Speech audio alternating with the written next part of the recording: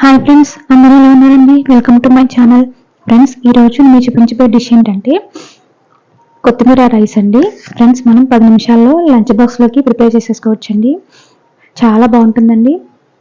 Friends, నేను కొత్తిమీర rice prepare చేసుకోవడానికి ముందుగానే రైస్ని వండేసి ఇలా చల్లారబెట్టేసి ఒక బౌల్లో వేసి చూపిస్తున్నానండి. మనకి వేడిగా అయితే మళ్ళీ రైస్ అనేది ముద్దగా అయిపోతుందండి, బాగోదు. అందుకని చల్లారింది అయితే పొడి పొడిలాడుతూ ఉంటుంది, బాగుంటుందండి. నేను ఒక కప్పు రైస్కి ఒక కట్టలో సగం వరకు కొత్తిమీరని తీసుకున్నానండి. దాన్ని కూడా ఇలాగా కాడలతోటి చక్కగా నీట్గా వాష్ చేసేసి ఇలా కట్ చేసేసి ఒక ప్లేట్లో వేసేసాను. ఒక కప్పు రైస్కి ఒక హాఫ్ కట్టు కొత్తిమీర, 2 పచ్చిమిర్చి అండి. అలాగే చిన్నది క్యారెట్ అండి, పెద్దది కాదు, చిన్న క్యారెట్ని ఇలాగ కట్ చేసేసి మీకు చూపిస్తున్నానండి. అలాగే చిన్న ఉల్లిపాయను కూడా ఇలాగ ముక్కల కింద కట్ చేసేసుకొని పక్కన పెట్టుకోవాలి. ఫ్రెండ్స్, మీకు క్యారెట్ అనేది ఆప్షనల్ అండి, మీకు కావాలంటే వేసుకోండి, లేకపోతే లేదు. ఇప్పుడు మనం కొత్తిమీర రైస్ని ఎలా ప్రిపేర్ చేసుకోవాలో చూపిస్తాను. ఫ్రెండ్స్, కొత్తిమీర రైస్ని ప్రిపేర్ చేసేసుకోవడానికి నేను స్టవ్ ఆన్ చేసేసి కడాయి పెట్టేసి ముందుగానే ఆయిల్ వేసేసి ఉంచేసానండి. చూడండి, నేను 2 స్పూన్ల దాకా ఆయిల్ వేసాను.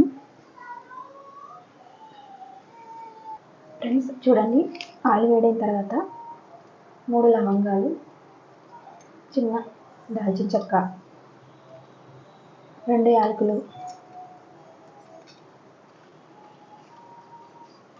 కొంచెం బిర్యానీ ఆకు అండి వేసేసుకుందాం. ఫ్రెండ్స్, కొంచెం ఫ్రై అయిన తర్వాత అల్లం వెల్లుల్లి యాడ్ చేసుకోవాలండి.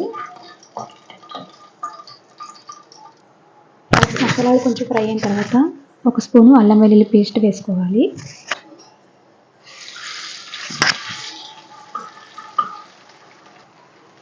అల్లం వెల్లుల్లి వేగిన తర్వాత క్యారెట్ ముక్కలు, ఉల్లిపాయ ముక్కలు కూడా వేసుకోవాలి.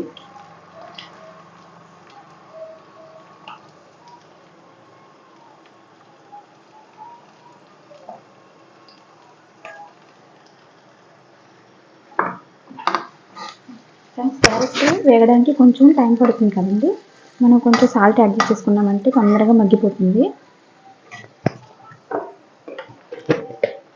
ఫ్రెండ్స్, కొంచెమే వేస్తున్నానండి, జస్ట్ క్యారెట్ మగ్గడం కోసం వేసేసుకొని క్యారెట్ మగ్గించుకోవాలండి.